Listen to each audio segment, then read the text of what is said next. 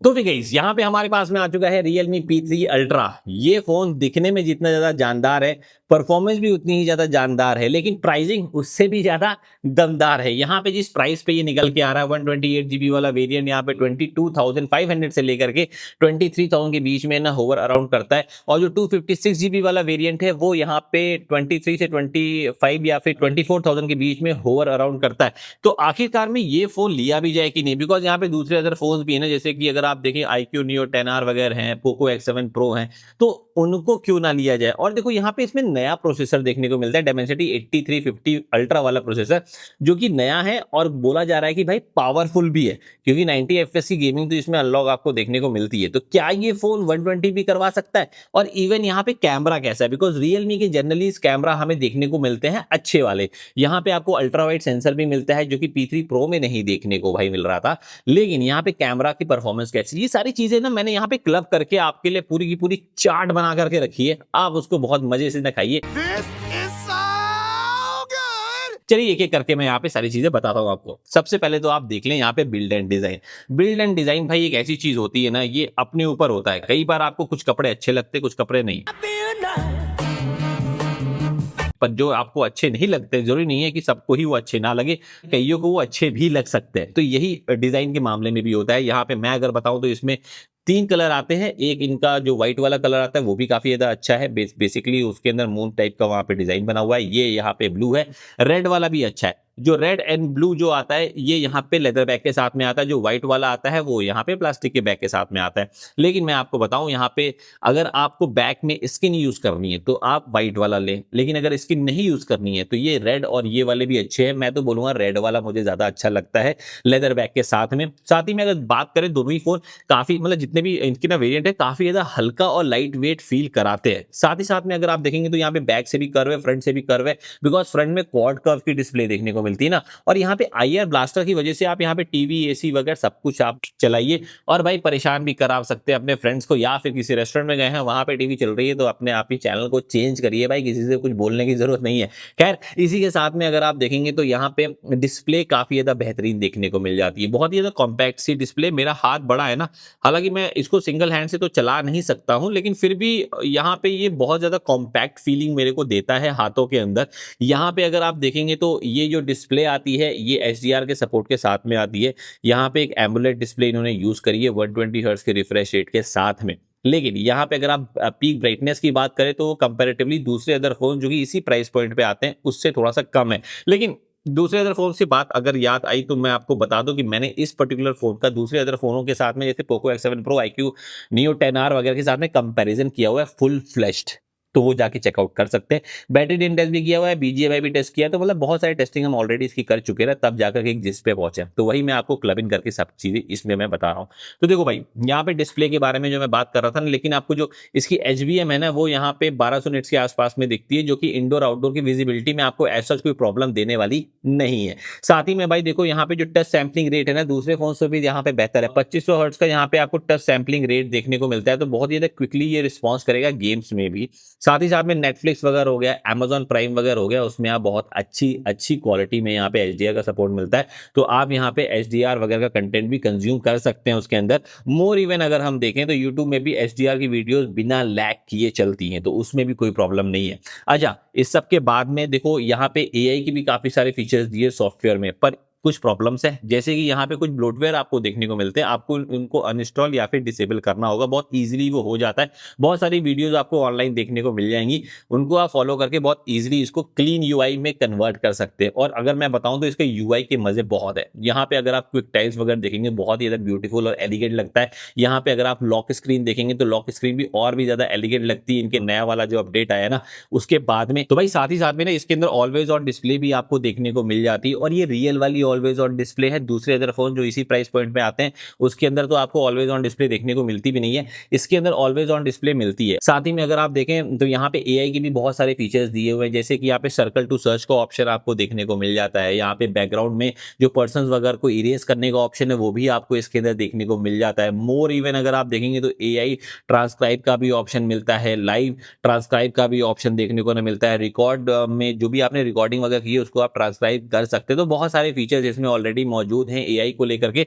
जो कि मैं बोलता हूँ कि हाँ भाई ये इस पर्टिकुलर प्राइस रेंज में काफ़ी अच्छा और एस्थेटिकली यहाँ पे सॉफ्टवेयर बढ़िया देखने को मिल जाता है और कंपैरेटिवली दूसरे अदर फोन से ज़्यादा बेटर ये काम भी करते हैं इसके यार एआई। अच्छा, इसी के साथ में अगर हम इसके हैप्टिक्स की बात कर लें ना, तो हैप्टिक्स वगैरह भाई जानदार हैं, यहाँ पे एकदम प्रीमियम लेवल के हैप्टिक्स देखने को ना मिलते हैं। मोर इवन हमने यहाँ पे देखा है कि इन्होंने यहाँ पे जो सॉफ्टवेयर के साथ में इन हैप्टिक्स को यहाँ पे एनरोल किया हुआ है, वो भी काफ़ी ज़्यादा अच्छा है। वॉल्यूम अप एंड डाउन में यहाँ पे टक टक टक टक टक की आवाज़ भी आती है। इसी के साथ में अगर आप स्पीकर की क्वालिटी की बात करेंगे तो वो भी मुझे अच्छे लगे। मतलब देखो बहुत ज़्यादा बेसी नहीं है, लेकिन हर एक जो इंस्ट्रूमेंट है ना वो आपको क्लैरिटी के साथ में सुनाई देता है, तो वो एक अच्छी चीज़ मेरे को देखने को मिली है। अगर मैं परफॉर्मेंस पे आ जाऊँ, परफॉर्मेंस पे देखो भाई यहाँ पे जैसे मैंने बताया था कि डायमेंसिटी 8350 अल्ट्रा वाला प्रोसेसर देखने को मिल जाता है और ये प्रोसेसर जबरदस्त काम करता है। कैसे जबरदस्त काम करता है, आप पहले देखो यहाँ पे जो बेंचमार्क्स वगैरह निकल के आते हैं इस पर्टिकुलर प्राइस रेंज में काफ़ी ज़्यादा दमदार है। यहाँ पे ये फ़ोन बहुत आराम से बहुत हैवी टास्क को ये हैंडल कर सकता है। लेकिन अगर हम कंपैरिजन करेंगे पोको X7 Pro के साथ में या फिर iQOO Neo 10R के ना सामने, वहाँ पे ऐप ओपनिंग में देखा है कि थोड़ा सा ये पीछे रहता हुआ नजर आता है। ये बेसिकली इसलिए क्योंकि UFS 3.1 की स्टोरेज है। लेकिन देखो पोको X7 Pro की बात आएगी ना, उससे ये दूसरे मामलों में थोड़ा सा बेटर निकल के आता है। बस यहाँ पे ऐप ओपनिंग में थोड़ा सा पीछे जो है जाता है। एंड इवन मैंने देखा है कि इसमें जो गेमिंग ऐप है स्पेसिफिकली यहाँ पे BGMI थोड़ा सा यहाँ पे स्लोली ओपन होता है कंपैरेटिवली दूसरे फोन से।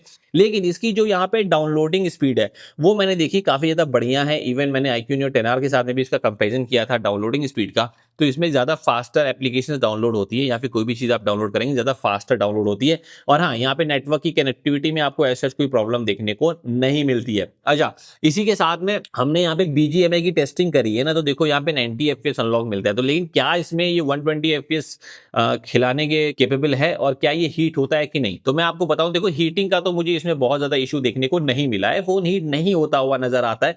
लेकिन यहाँ पे अगर 90 FPS की गेमिंग की बात करेंगे ना, तो ये फोन हाँ 90 FPS के आसपास में ये आपको BGMI खेल करके दिखाई देगा। लेकिन ये फोन अगर आप देखें तो स्पेसिफिकली केवल गेमिंग फोन ही नहीं है, ये एक ओवरऑल एक बैलेंस फोन निकाला गया है जहाँ पे कैमरा भी अच्छा है और गेमिंग भी आपको ठीक ठाक करवा के देता है।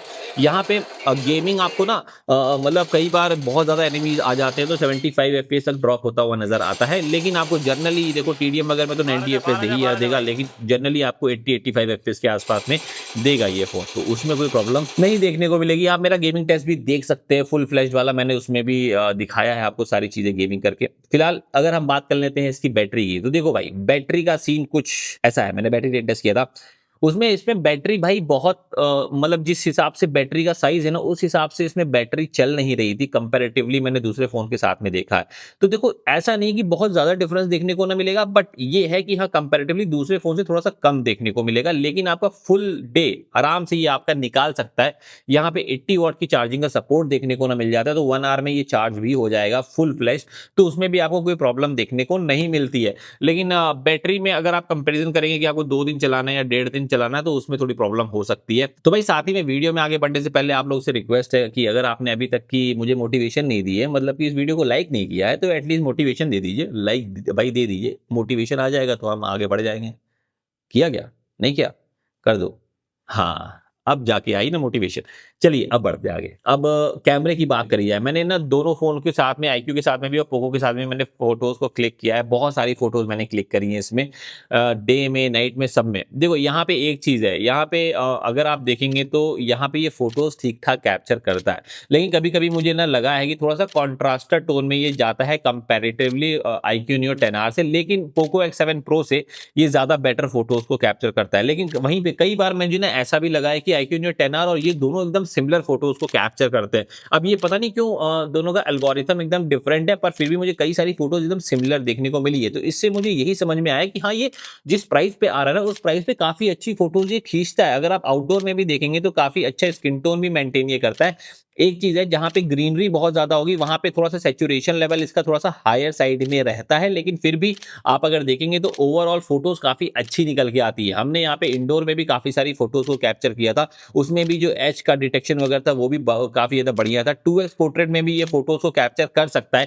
और देखो सेल्फीज में तो भाई एकदम iQOO Neo 10R और ये दोनों साइड बाय साइड रख अगर दे तो बस यही हमें समझ में आता है कि iQOO Neo 10R थोड़ा सा क्रॉप्ड इन फोटो को कैप्चर किया है और इसने थोड़ा सा वाइडर, लेकिन यहाँ पे स्किन टोन या फिर कलर टोन ऑलमोस्ट सिमिलर निकल करके आती है। साथ ही में भाई देखो वीडियो कैप्चर करी है मैंने इसकी 4K में ये आराम से वीडियो को रिकॉर्ड करने की कैपेबिलिटीज के साथ में आता है।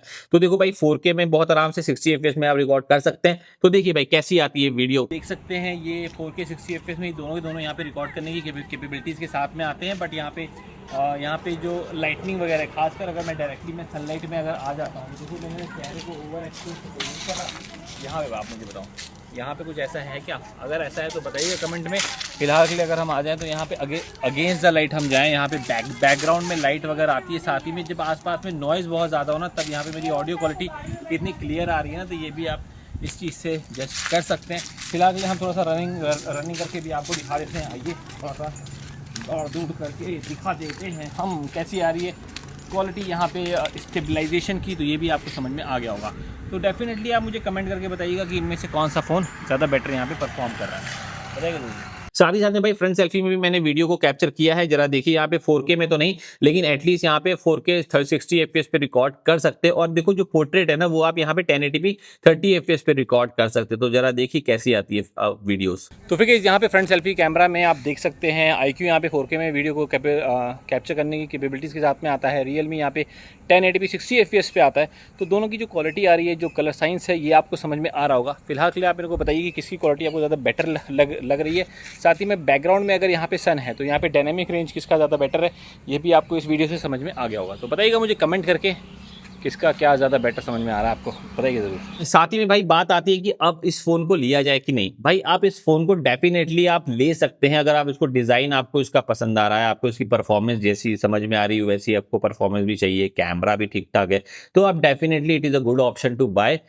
लेकिन देखो भाई यहाँ पे मैंने बहुत सारी वीडियोज़ की ऑलरेडी बनाई हुई है, वो भी एक बार जाके आप चेकआउट कर आप लेना। अगर आप iQOO Neo 10R के अगेंस्ट में परचेज करने की सोच रहे हो या फिर Poco X7 Pro के अगेंस्ट में परचेज करने की सोच रहे हो, तो मैंने बहुत सारी चीज़ें उसमें भी मैंने बताई है। वो सारी चीज़ें मैंने इसमें भी कवर करने की कोशिश करी है, पर वहाँ पे मैंने पूरा एग्जाम्पल के साथ में मैंने बताया, तो वो आपके ऊपर है। आप मुझे बताइएगा कि ये वीडियो आपको डिटेल में जो मैंने बनाई है रिव्यू वाली कैसी जो लगी, कमेंट करके मुझे बताइएगा ज़रूर। बहुत ज़्यादा मोटिवेशन मिलती है भाई इन सब चीज़ों से, तो बताइएगा, इंतजार करूँगा। चलिए बाय।